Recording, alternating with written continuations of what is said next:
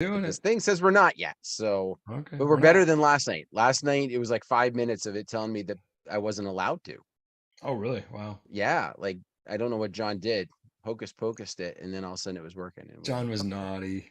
Broke the live yeah. stream. John was not. Yeah. But anyway, welcome everybody. Tuesday night with Ben Stowe. And I'm excited. I am very excited because I get to I get to hang out with him. And tonight is Ben Stowe questions. And so here's what I'm going to ask from a lot of you.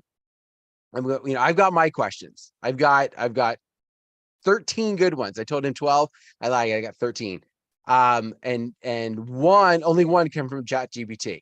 But the rest of them I think are actually good. And we'll see. But if you've got a question that you want to throw out to Ben and it ends up being better than my question to Ben, then I'll scrap Please one of mine. save me. Send good questions. Hey now. Hey I'm now. afraid of Dan.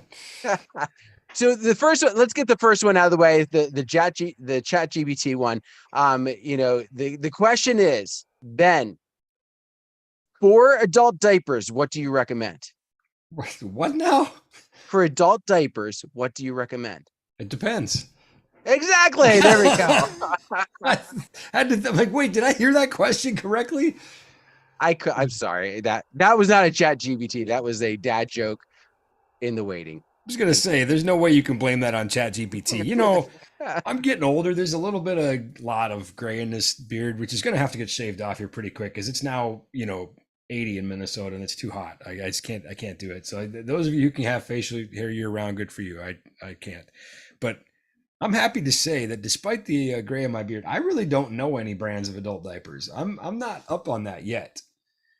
Well, I didn't expect you to, but of course, if there's an answer that it comes from Ben, it usually depends. And so I was like, you know what? Let's just set it up and run with it. Well, bravo, sir. Okay, listen, viewers, honest to Pete here, like save me. We're gonna have an hour of this if you don't put in some questions. Oh my goodness. Oh my Chat goodness. But GPT my rear end. Like I told you, I grew up in farm country. I know what BS smells like. So when the bull poops, I know what that smells like. So oh my goodness.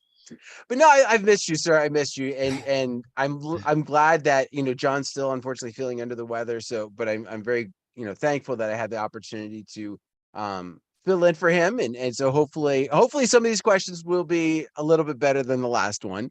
they can't get worse. They can't get worse. You are right. You are well. You haven't heard them all yet. Oh boy. Viewers, But no. save me. Okay, so let's throw one up for you. I think this is going to be a relatively an easy one to answer. Of course, there's going to be a long Ben Stowe answer, but it's an easy one to Are you kidding me? I'm going to drag it out for 58 minutes so there aren't any more there questions. You go. How can I add a sub to my Evolve 50 system? Well, let me rephrase that. How can I add an additional sub to my Step Evolve 1, 50 go to system? nlfxpro.com. Step 2, select a sub and add to cart. I would a couple of the subs that I like for pairing with the Evolve are the ELX 212 SP, which is another 12-inch powered sub, very similar to what's in the Evolve. And a lot of people really like the EKX 15 SP. So moving up to a 15 gives you a little bit deeper punch, and it's still a nice compact but slightly more powerful sub. So basically at that point, there's a couple different ways that you could add it. You could put that sub on a separate send, like an aux send, and then have control of it, or you could simply daisy chain through, and it doesn't matter which one you go to first. You can plug into the sub first, or you can plug into the Evolve first, because the pass-throughs on those are full bandwidth either way. So what would be the advantage? Because you mentioned the 15 giving that deeper punch, and so it gives you kind of a different different vibe to it. We'll say different full sound. What would be one of the advantages to adding an additional 12? Well, you're just going to get more low end, and if viewers, if you haven't seen the recent subwoofer show John and I did, that's a pretty good. Well, I don't know if it's a good watch. I mean, but I did math in it. I'm sorry, but other than that, we covered a lot of stuff on subwoofers, and I think you'll see some of those benefits, like having 6 dB from pairing another active sub. the acoustic advantages of coupling. Uh, so it's going to be it's going to make a difference for sure.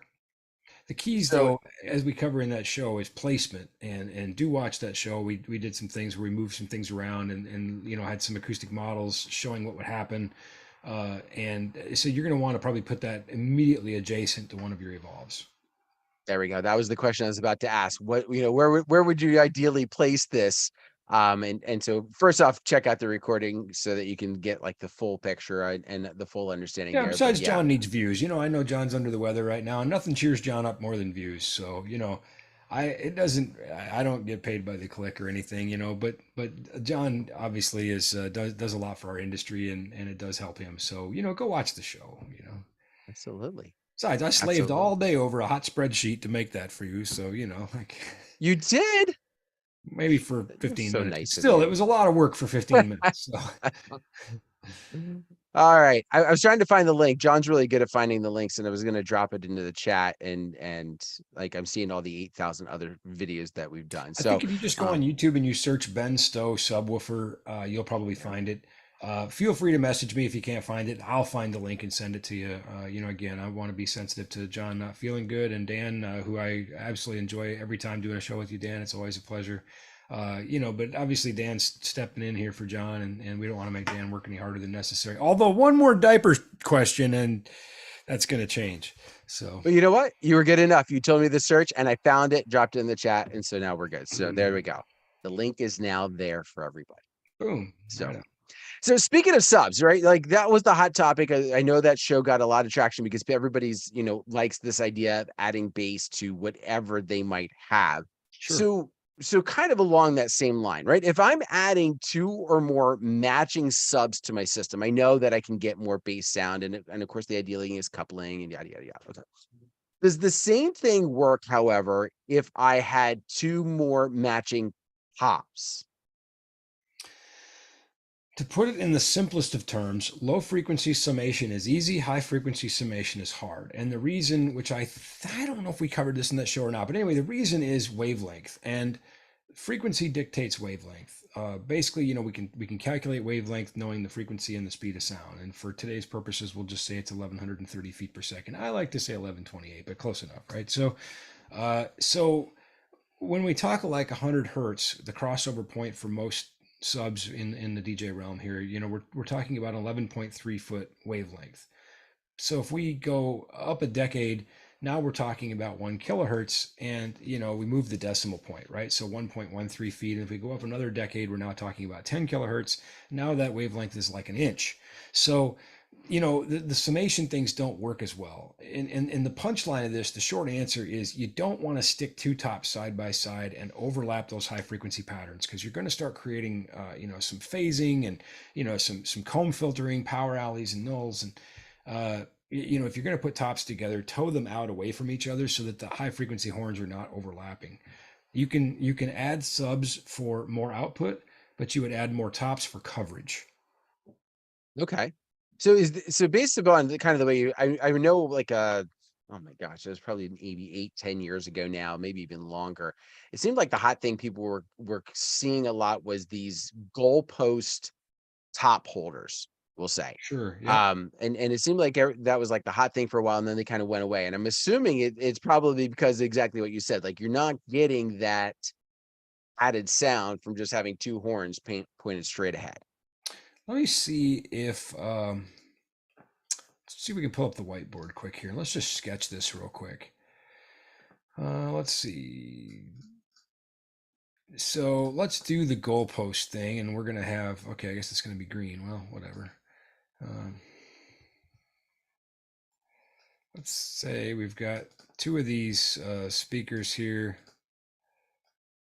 and they're just like this.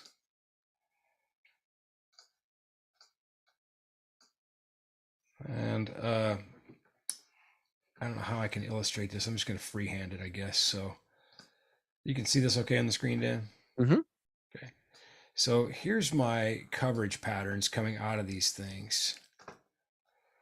And you can see I haven't really gained a ton in terms of additional coverage area, but I've Mm-hmm. got this overlap area here in the middle where I've got all kinds of potential problems with, phasing and other nasty things. And it's just going to sound a little weird in here, as opposed to out here and here. Uh, and so you might say, well, but it's going to be louder and this and that. Not really. I mean, it's not going to be as advantageous as we want. So let's see if we can do this. I've never tried this with never tried this with Zoom before, so it's a great adventure for all of us. I don't like how this is All right, you're working. doing good so far. Man, I'll tell you what, I feel like I just need to freehand this. Uh, this is not going well. All right, let's do this. And we'll make our speakers green again, just in keeping with consistency. So here's my speaker, and I've towed it out this way. In our marketing team, one of our graphic illustrators has one of those digital pad things on his desk, and I'm starting to see why. This is really hard to draw. So Oh yeah, especially if you're doing it with a mouse. Like, yeah, you either need that or you need one of these, Ben. So you yeah, can something. draw it I'm on the trying to do it with a screen. mouse. Yeah. So by towing this speaker out, we can see that my overlap area is way less now, you know? Mm-hmm. But what I have also accomplished though, and let's switch to a new color for this. How about a nice pretty blue? Is I've increased my arc of coverage. And ideally, this angle here Mm-hmm. would be roughly equivalent to the horn angles. So if these are 90-degree horns, this should be 90 degrees. Or the closer you get to that, the less of the overlap. You're still gonna have a little bit of overlap, but it's not going to be so awful and dramatic. And I think you'll hear that difference. I think probably the best thing is to just try it. Go experiment with this, and you'll hear the difference as you walk in front. You'll hear that phasing. Particularly, a really good way to hear this is just play some pink noise. So you can certainly hear it with music too, but it's really pronounced with pink noise, and you'll definitely hear it at the higher frequencies, and that's because of those shorter wavelengths. Okay. All right. In summation here, right? We got subs, coupling, good. We get that summation thing. Top, you don't want to put them together like that. You want to tow them out if you're insisting on do that because you're going to get better coverage, but you're not going to get that loudness factor that you're thinking. But that spread in the coverage really could be key and something that you need to have if you're in you're in a long room that's got a short throw. You need to get that Correct. coverage out to the sides a little bit better. Yep. All Point the right. loud part at the people. Yeah, there we go. There we go. All right. So let's assume for a second that I want to improve my wireless mic range without getting into the big paddles, because for whatever reason, maybe I'm, self-conscious about my paddle size. What could I Right. add to my Sennheiser G4 system to get more range? Well, uh, I feel like I've walked right into your trap with the paddle reference here, but bigger is better. So you could add and I believe it or not, I actually have one on my desk here. Anybody surprised? No. Okay. All No, right. not at all. You could move into a half wave antenna, which is a longer antenna. And I did a video on the NLFX YouTube where we took the factory quarter wave antennas, then we switched to half waves, and then we switched to paddles, and we measured at which point it would drop out. And it was a fairly pronounced difference. You could really see that benefit. Um, Assuming you don't want to change anything with your antennas at all, a couple things that would be really key to do would be antenna placement. Get the antennas up high, try to maintain good clear line of sight. Now, if you're not switching antennas and you're sticking with your factory quarter waves, they still need to be attached to your wireless system. You can't remotely mount a quarter wave. They're a monopole. You need to go with a half wave, which is a dipole, to do that. So we're back to, switching antennas. Or you could move the whole mic system up. Some other things you should always be doing is making sure you're checking for clear frequencies in the area, the clearest frequencies, good RF management, just giving your system a chance to succeed. Those things will dramatically improve your range. So if I only had an option of having either my receiver up high or my transmitter up high, is there one that's better than another? I suppose if I think about this long enough, I could probably come to a thought on that. But I'll just say that ultimately, when we say line of sight, we're talking about from antenna to antenna. So any obstruction between the antennas is between the antennas, regardless of which way it is. Um, I think that it's easier often to control the height of the receiving antenna than the transmit antenna because the transmit antenna, I also have a wireless on my desk. Anybody surprised? No, okay, we covered that. All right, yeah. It's like, this is like, my office is like, Pee-wee's Playhouse for nerds, like for AV nerds, so I don't have the fancy, breakfast making machine he had in the movie, but I'm working on it. Anyway, so, here is my transmit antenna. And if I'm using this mic like this, it's going to be up nice and high. If this is a body pack, that's going to get harder. You can certainly try to get body packs up higher. You could try to put them into, jacket pockets, inside suit jackets or on bra straps on females, but that sometimes we don't have we don't get the say in that. So I don't know if it's a matter of which you would pick because it would make more of an impact as opposed to which you have control over. Okay. Sean in the chat just threw out a question, and I'm going to read it word for Thank you, word, and Sean. I maybe it'll appreciate make it. more sense to I you. haven't even heard your question yet, and thank you, Sean, for saving me a little bit here. So. How about remoting antennas, and is it worth it? Yeah, so great question. I'll just follow that up with kind of going back to the half waves or the LPAs, which is a log periodic array or log periodic antenna. Any of those types of antennas that are not monopoles, you can mount them remotely, and that's often advantageous. Many times, if I'm doing corporate AV, that sort of thing, my wireless receivers might be underneath the table. They might be, sometimes I'll have stacks of racks of wireless receivers and then, antennas that are combined and going out to, a pair of LPAs or something. So remotely mounting antennas can be really advantageous because then you can get the ideal line of sight, the best possible position for the antenna without any regard to where all the mics and racks go. Okay. Only thing, sorry, go go ahead. ahead. Well, I was going to say the only thing I would add to that though is cable length. Some people say, what if I ran a 100-foot antenna cable? I'm like, well, you're kind of defeating the purpose of having a wireless mic, and you probably have significant loss in that cable. So let's keep those cables reasonable. If we can't get decent line of sight within 25 feet or so, we might have to rethink life a little bit. We can make you longer cables, but we have to look at thicker, more expensive cables to prevent loss, and all kinds of fun things go into that. And if we've got the half waves, ideally they're supposed to be 45s, right? 90s. What are we? Yeah, typically we go 90 degrees from each other, which is typically 45 degrees from the horizon. But the reason we do that is due to the polarization of a radio wave and how that presents itself. Ultimately, what we're most worried about here with having two antennas is giving our receiver two paths to receive that transmitting signal from. So if we have multipath null over here or interference or something over here, we probably don't have it over here. And just like in audio, we talked about wavelength, radio waves have wavelength as well, also dictated by frequency and speed of light. So, we take a UHF wavelength and, figure out what that distance is and, blah, blah, blah. Chances are we're not going to have the problem in two places, chances are, which is why we have two antennas in diversity systems. However, it's important to note, I think, how antennas work. Basically, I'm going to use a very non-technical term here. They vibrate with the radio wave hits them and makes them vibrate and generates an electrical signal which goes into the mic. It's sort of a very simplified way of thinking about it. But so if my transmit antenna is oriented this way, I want my receive antenna to be oriented the same way. That will give you the maximum amount of reception because these radiate in effectively a donut-shaped pattern. So if one antenna is like this and one is like this, it's actually going to be very bad. That's the worst reception. So by the way, a little takeaway here.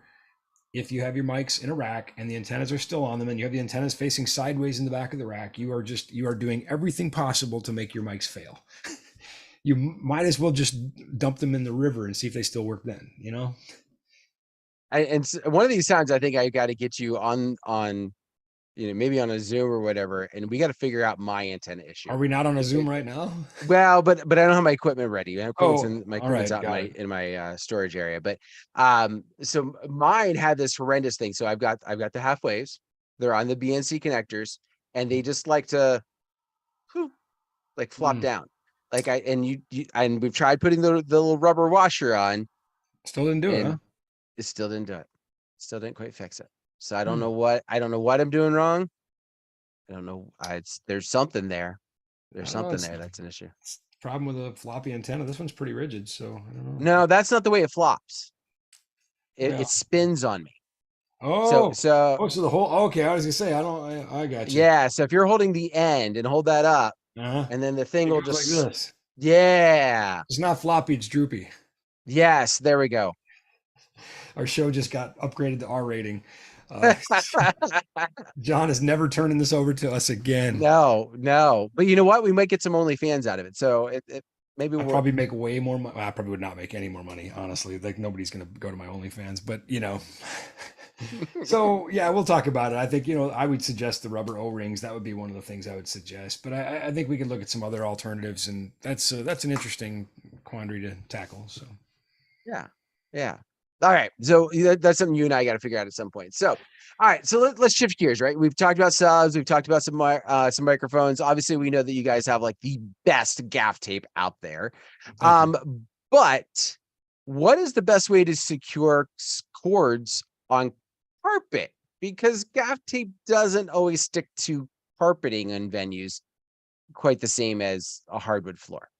Well, of course it doesn't, because it's just look at the surface type, and you look at Mm-mm. what we're relying on here is cohesion, so Mhm.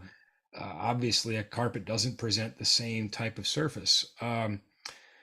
I guess there are a couple different things we could talk about. Gaff tape still generally works well on carpet. I use it all the time. Now, if you've got some like really awesome retro 70s shag carpet, I mean, more power to you. I don't know. I've seen other people use wide Velcro strips and just try to attach it down to the carpet. Typically, doesn't damage the carpet too much, but it is effectively putting a hook in there that's going to try to pull those fibers out, so some places will say no. I don't think it damages it much, but uh, otherwise you can get like cord covers, cable ramps, guard dogs, power ramps, those sorts of things. But generally, I don't have a problem using gaff tape. And I'm not saying that because we make gaff tape, but I use gaff tape. I mean, I use it all the time.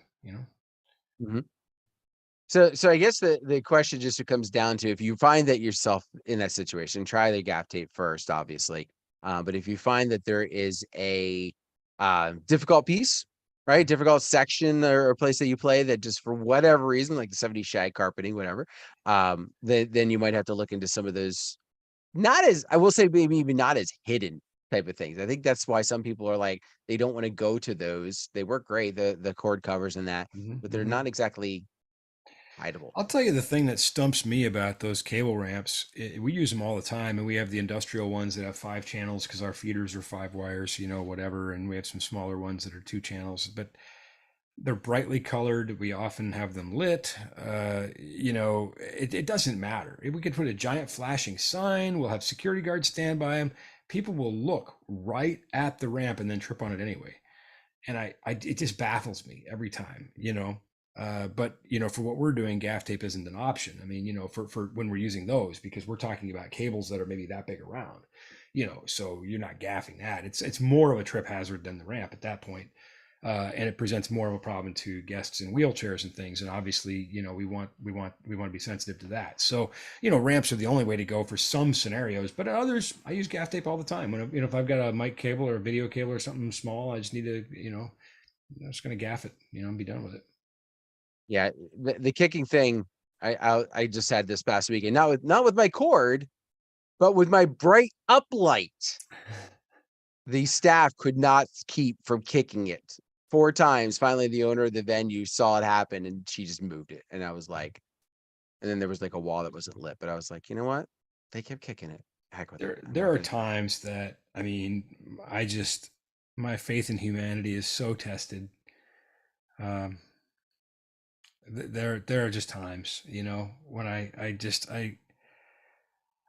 guess I love being a human, which is good because that's all I am, right? But and I love all my fellow humans, but there are just times when we are completely doomed as a species, and that's one of them. Um, Okay, so in the chat, somebody says we sometimes come across hard surfaces that gaff tape won't work on. Try our gaff But then tape. turns around and says gaff tape works on grass, and they have photos to prove it. Yeah, try ours and let me know. I mean, I would be curious why, what hard surface it doesn't work on and why.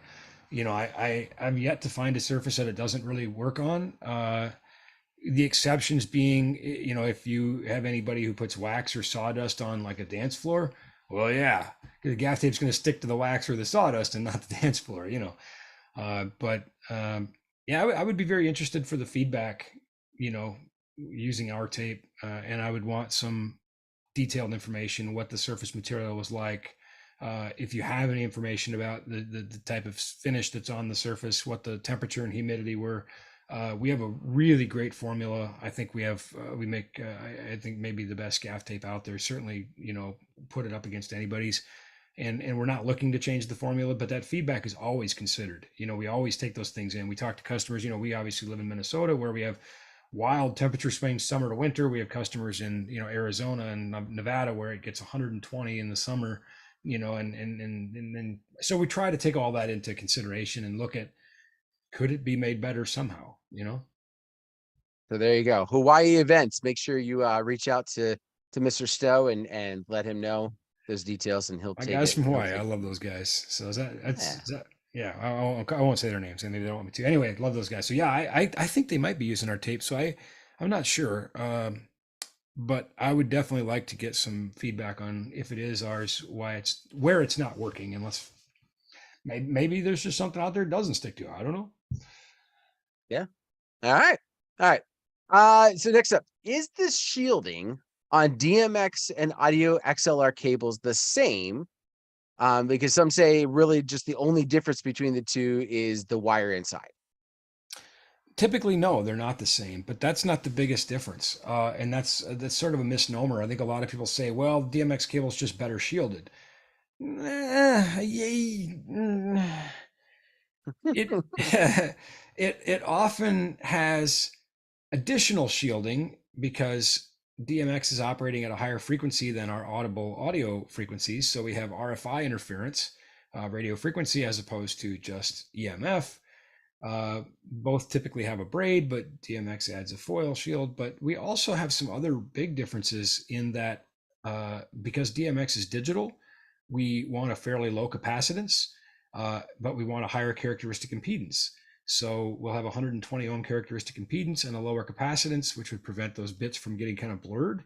With audio, we will have a higher capacitance and a lower impedance. So really all the electrical characteristics top to bottom and soup to nuts are built in a way that gives you the best signal propagation for that type of signal. So audio cable is best for audio and DMX is best for DMX. It's not that one is better than the other, bar none, hands down, the end. No, it's that each is built specifically for a purpose and it's best for that. I So might have, that I'm going to go Go ahead. offline for a quick second. Sorry, and I'll be right Sure. back. I might have some examples here I can go grab. Okay. He even went off camera, not just not just gonna leave his desk. He's gonna turn off his camera and then hide. I get what he's doing over there. What he's doing. But no, I think it's very good. Some of you are dropping your stuff in the chat, and I think that's very cool. Hawaii events. I see the piece that you talked about, those types of floors. I'd be led to believe that's probably what it was. So Ben, while you're away, Hawaii events did come back and say that some stone floors that felt like it retains some moisture on it. Okay. All right. A So stone that might, floor. That's good to know. yeah. So, and And he, there could be some cleaning materials or things that are used on those that became absorbed into the stone because it's porous. And then if it, or maybe weeping that back out, I don't know. That would be really interesting to see. Like, I feel like that's going to be a pretty special use case. yeah. I'm looking through, I have all kinds of wire samples. Oh, gee. Oh, well, I have one less than I had a minute ago. All right. And I've got a sample here of our Platinum Series audio cable. And you can see that this really, really awesome, very tight braided shield. And then my signal carrying conductors, which are inside the wire, they are twisted together like this for common mode rejection. And of course, I've stripped this out and spread them apart. And then I also have an independent drain conductor here. So that is our Platinum Series audio cable. Let me see if I can just find our DMX cable in my pile of goodies here. And then I will show you. And there's another Gotta, pile. Oh, I just lost another one. There's another pile I may have to go through too, so we may not get to it today. But anyway, suffice to say, each cable is built to carry a specific signal type, and it is built to carry that signal type better than any other. So, uh, the digital signal is going to be carried better on the DMX, and the analog audio better on a good quality audio cable. Now, one reason that people often will buy audio cables and use them for DMX is they'll say, well, it's cheaper. No, actually, it's not. A good quality audio cable is going to cost more than a good quality DMX cable. So you're just probably getting a really cheap cable all around, which is not only not designed to transmit DMX, but it's not good at doing anything.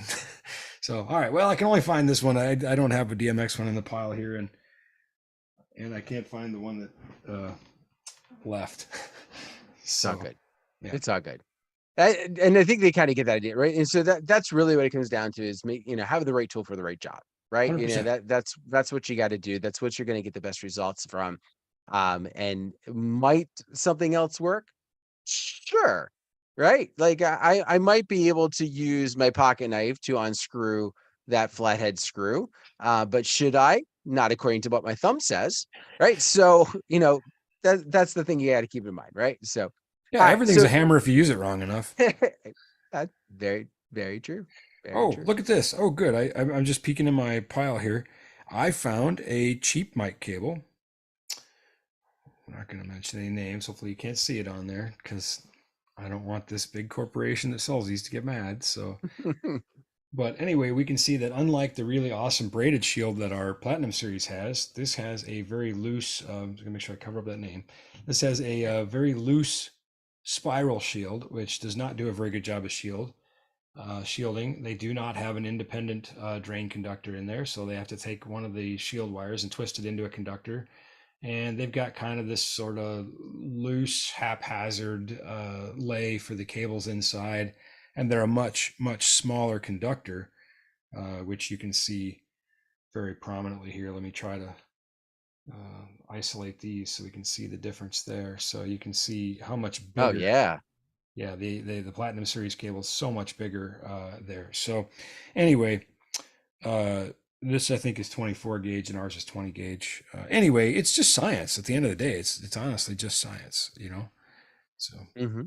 I'm told that I'm supposed to talk about the mystique and the mystère of what makes our cable so amazing, but there's nothing mysterious about it. It's purely physics.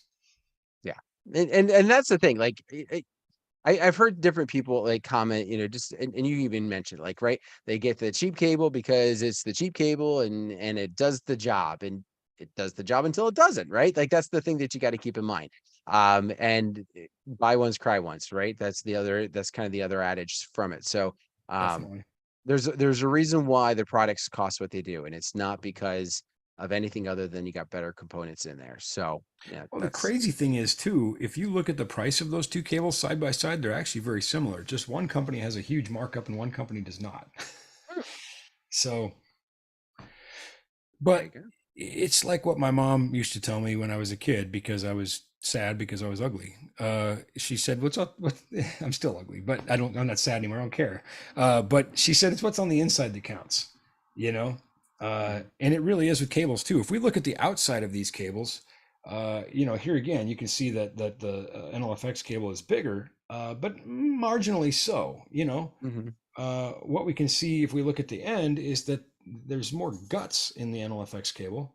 Uh, Mhm. but at the end of the day, if I was a novice consumer and I was just buying these cables, I go, well, it's two black rubber cables. I don't know, and Yeah.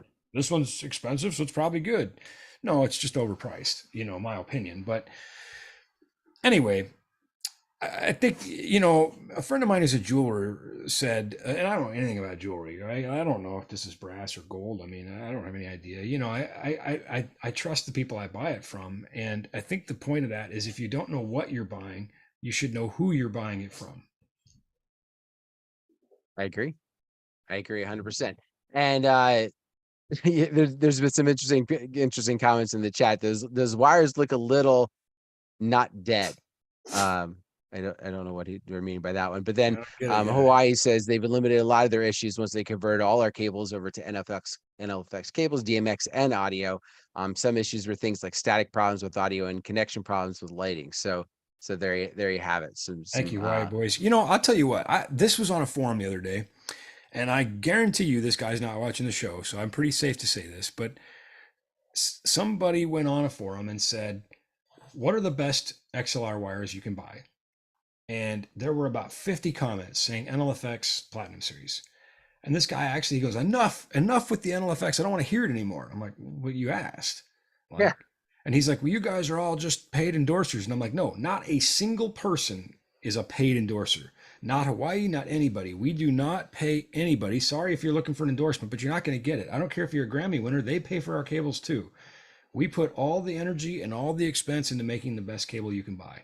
So you can trust that these recommendations that are coming from people are heartfelt. It is because they have bought these cables and they have genuinely solved a problem. And it's unfortunate that we live in a world where reviews are bought and endorsements are paid for and integrity is for sale, but it isn't here. So first and foremost, thank you to everybody who's bought our cables. Thank you for supporting us. Thank you for supporting American engineered and American made cables. Second of all, thank you for the recommendations and the referrals. And if you are someone who thinks that these are paid endorsements, first of all, there isn't enough margin in cables to do that. But second of all, take the Pepsi challenge, so to speak. Buy one of our cables. And if it doesn't live up to the hype, I'll send you stamps to mail it back.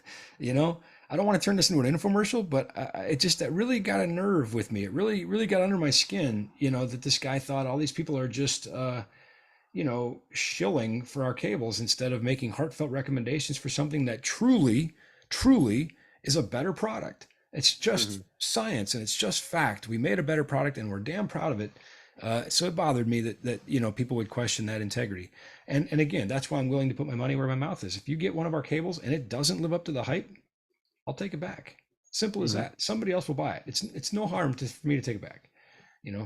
By the way, we also guarantee them forever. So if it ever fails you, I mean, we're sort of counting on, when the world ends, nobody's going to call us on that. That's kind of like, so forever isn't really forever, but we're counting on the fact that the cable will outlast you. That's a dark thought, isn't it? And if you have questioned this, like, go back and watch the video of the parade, because we always bring that up because that was just amazing. All right, so let's move on a little bit. Yeah. Sorry, that turned into kind of that really did bother me though. It really got under my skin that I'm like, come on, man, like. It wasn't that it didn't get under my skin because I didn't think that he didn't believe we made the best cable. It got under my skin because he was basically accusing all these people of being liars. Yeah. And some of these people are friends of mine, and that bothered me, anyway. But all right, I got it. Well, it might not be a softball one, but we'll see. Whatever. X-Wing or TIE Fighter?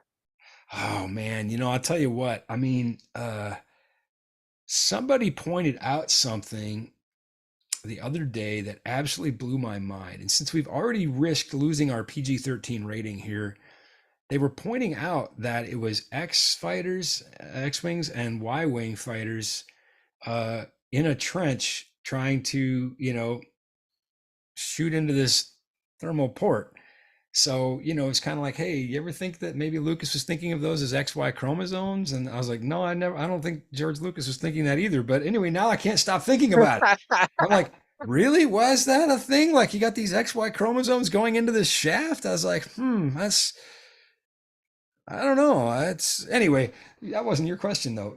So I have a couple of X-Wings over here. Actually, one is a Lego X-Wing that my son gave me for Father's Day. Very nice. And another is one from episode 7 from my friend Alton. I don't think he minds if I say that was him.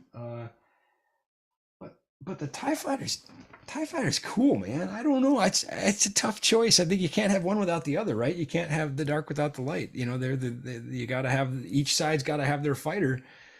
Love how you won't pick. I love how you won't pick. It's awesome. Because I think one is no good without the other. You get the twin ion engines. I didn't say one was no good without the other. It's just, let me word it a little differently. If you had to fly one, which one would you want to fly? Oh man, I feel like a TIE fighter would be just badass to fly.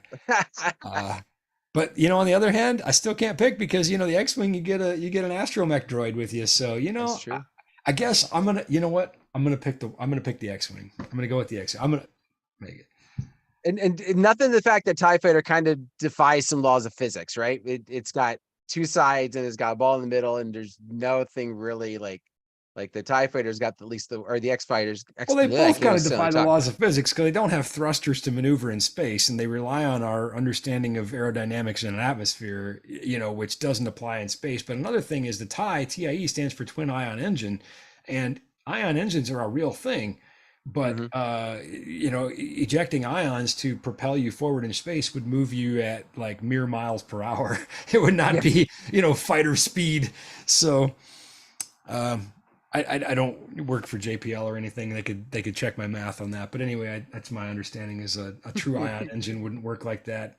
But you know what? It's a movie, and it's a great movie, by the way. But It is. It is.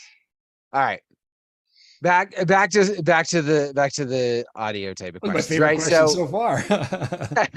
we're looking to do a big upgrade on our shows for the fall homecoming season. All right. So now be honest, this was John's question here. So how is gear availability and how much lead time will I need to order for a September for first for a September 1st for sure delivery? Well, you can't ever order too early. I mean, and that's, I know that cash flow is a thing and whatnot, but I just ordered some more 1-ton motors simply because they were in stock. I'm like, oh my gosh, these haven't been in stock in forever. Now they're in stock. I'm just going to order them now, you know? But supply has really caught up. And I think, particularly with loudspeakers and things, it's pretty good. Particularly with the bigger brands, it's really pretty stable. Wireless mics remain a challenge. We do have wireless mics in stock. We actually had a rep from Audio Technica fly in from Cleveland, and technically, I guess more like the Akron area. But anyway, they were like amazed at all the wireless we had in stock, and they said you have a serious leg up on your competition. And I said, gosh, it sure doesn't feel that way. We always feel like we need more. We're always anytime we let somebody down, it bothers us. But some things are better than other, I guess is the point, and I wouldn't delay. So if you've got if you've got the funds, put it in place now. But let's assume for a second somebody had to wait. I mean, obviously things can change. Yeah, The how can I market is predict what what's it going to happen in is, right? August? I But mean, if they were to say, assuming that things were the conditions that they are now, right? Nothing changed just for the negative there. Mid-July should be okay for most I would say things. plenty good. Yeah, I Okay. always here's the deal. Me personally, I've learned a lot of hard lessons over 30 years. I always try to get my gear early, get it in hands, test it out. I cringe when somebody orders gear they're going to take out that weekend, you know, um, especially if it's critical. I get taking it out just to try it out, but if it has to work that weekend, that's a tough spot to be in. I just think there's a lot of ways that can go wrong. So I'd say mid-July would be plenty good. You could even probably get into August, but again, the earlier the better. Okay.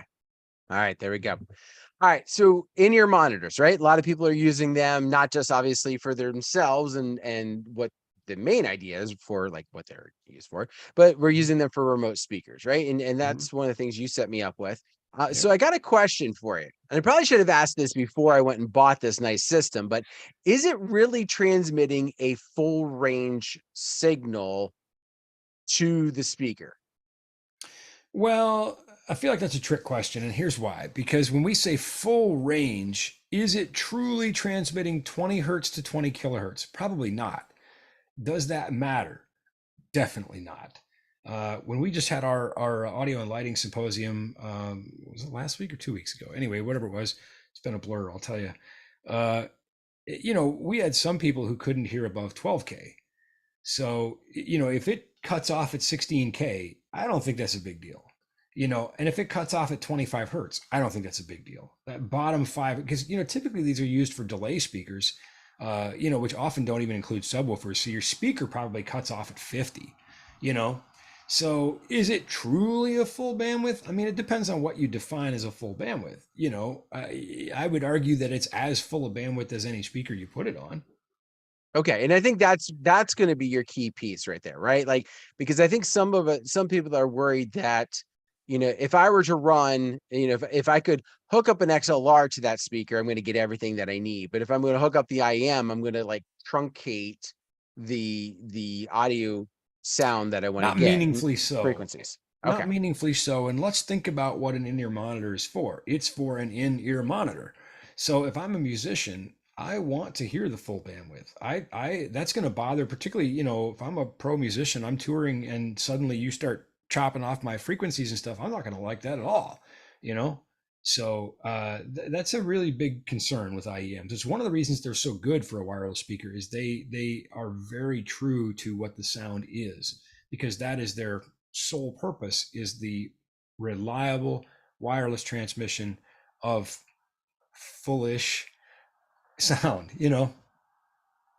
So then when we're using them to hook up the speakers, are they transmitting a stereo sound? Because obviously, like, we kind of get that idea that that's what's happening when we're wearing them.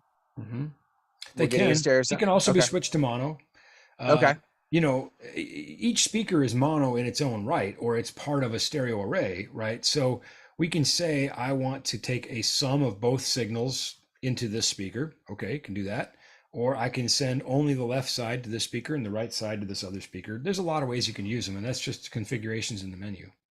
Okay.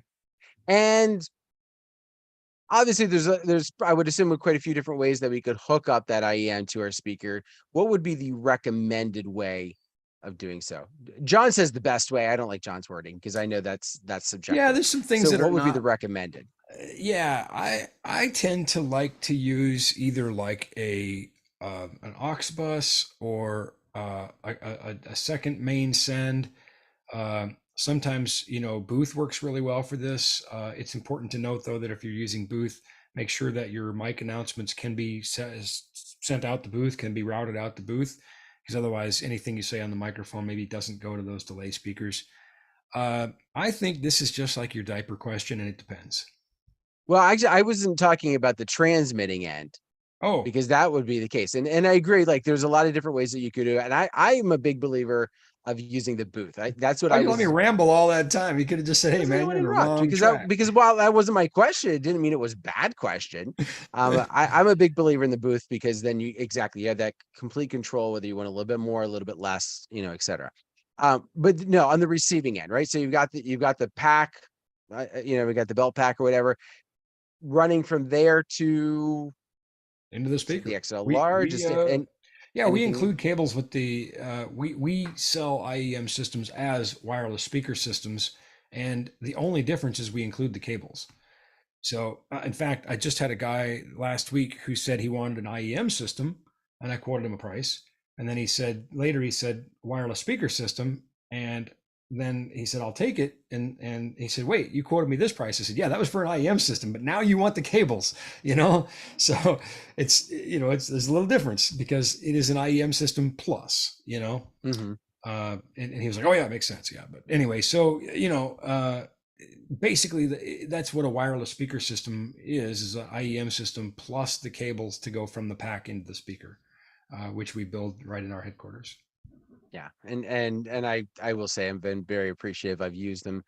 It was one of the best ideas I had, of making that step up rather than trying to do some other funky thing with my sounds. So, well, listen, I've got a bunch more here, but I think we need to jump because I'm looking at the time. There's one more that I want to throw out, and so the question is, Memorial Day weekend is coming up this weekend. Typically, it's a lot of picnic times. Mm-hmm. Assuming there's a picnic, what is Ben's perfect Memorial Day weekend menu include? Well, this weekend is going to be different because my son graduates high school, and my wife has been eagerly prepping. I think there's going to be a lot of food of all kinds, and I don't really discriminate. I kind of eat it all.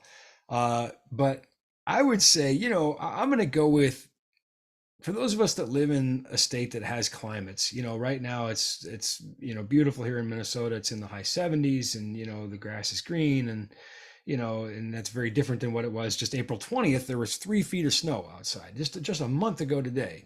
It's amazing, how fast things change around here. So I tend to my culinary desires tend to kind of move with the seasons, and I'm a big fan of the old, you know, potato salad, hot dog, hamburger, summer diet, right? And then in the winter it's different. I don't want to talk about the winter right now, so I'm not going to do it. I'm pretty over it. That was a month ago today. I'm over it. Winter's done for a few weeks. So yeah, but I don't. I mean, I kind of eat it all, man. Now, actually, something you and I were talking about just before the show started, because of COVID, I was able to go out and go camping with my kids for the first time in like 20 years.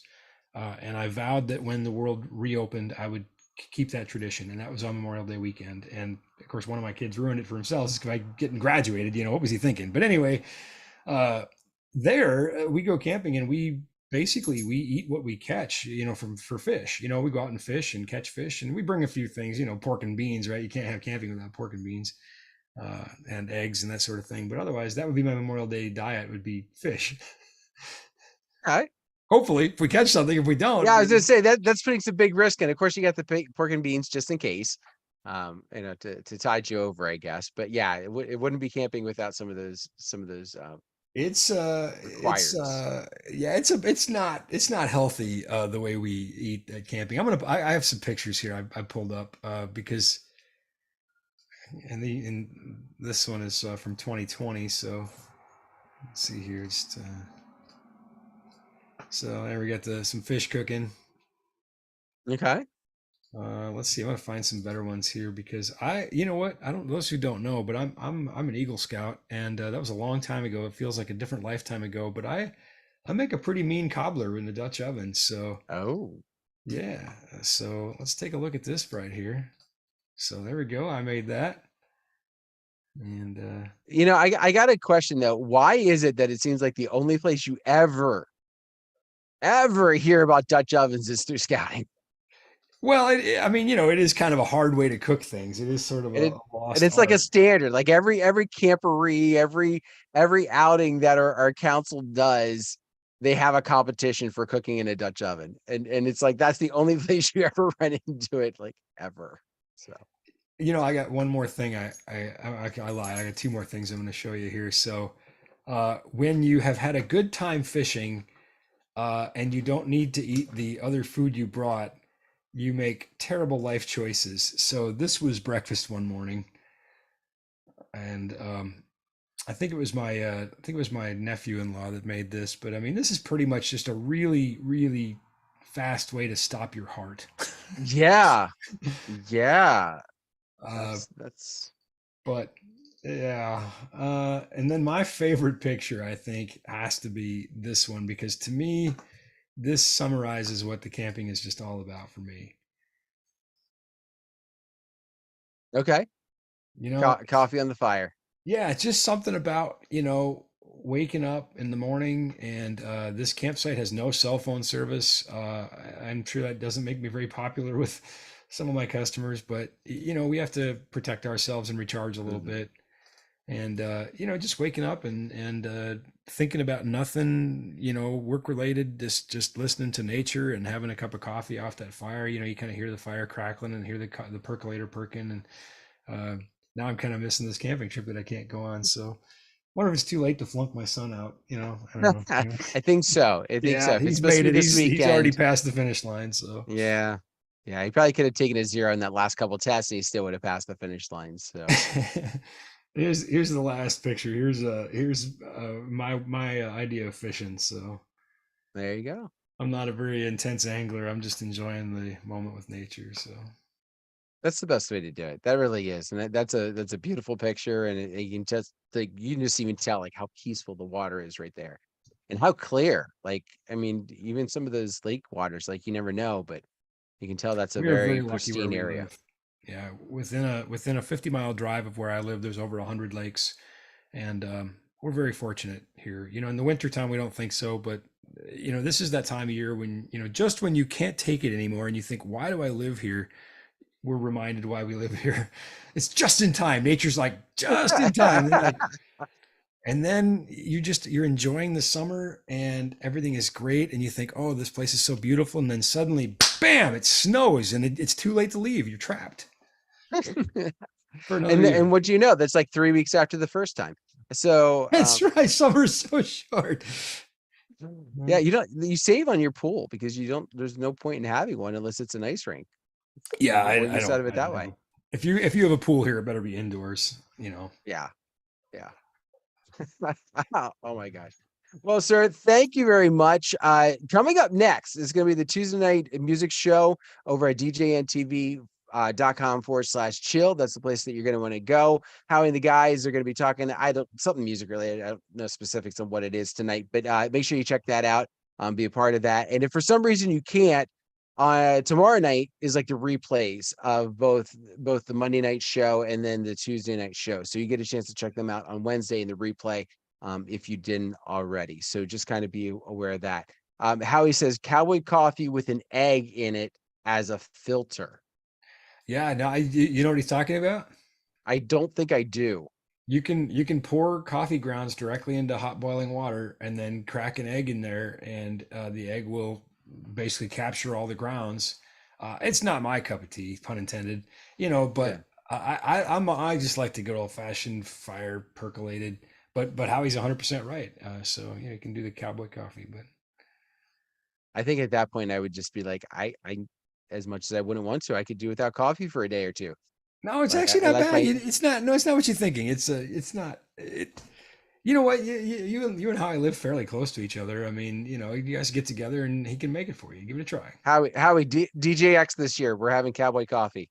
We'll figure You a know way to what? make If it happen.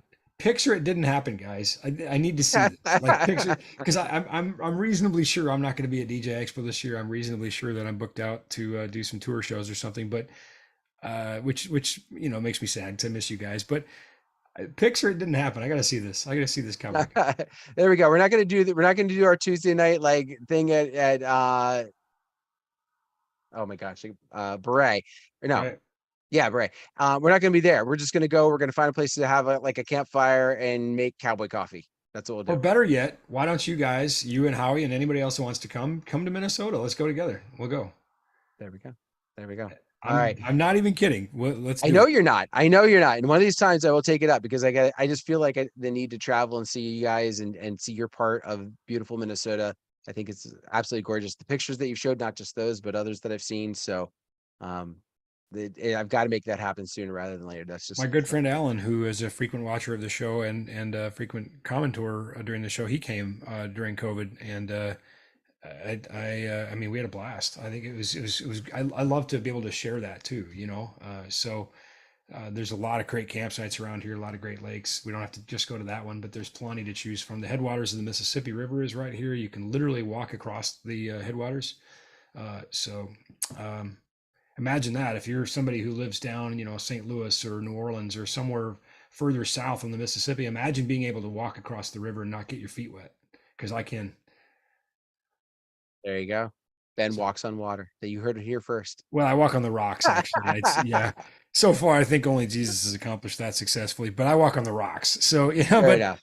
Fair yeah. enough. Anyway, listen. Anybody who's watching that wants to come visit, I mean, the invitation stands. So There we go. I just There we strongly go. recommend you reach out to me ahead of time. Don't tell Yeah, me, let him hey, know. Don't just show up at his house. Don't stalk him. That probably would not yeah, be that would be weird, appropriate. first of all. But second of And all, you might message me, say, hey, I'm in Bemidji. And I might say, I'm on a plane in Asia right now. So, you yeah, know, like very true. Very you'll true. want to coordinate this a little bit with me. Just a I little keep a pretty busy schedule. bit. Well, Ben, again, thank you very much for being a part of tonight. Obviously, this is Ask Ben Stowe, so we asked you a bunch of questions. So have yourself a great night, everybody. We'll see you next time. Bye-bye.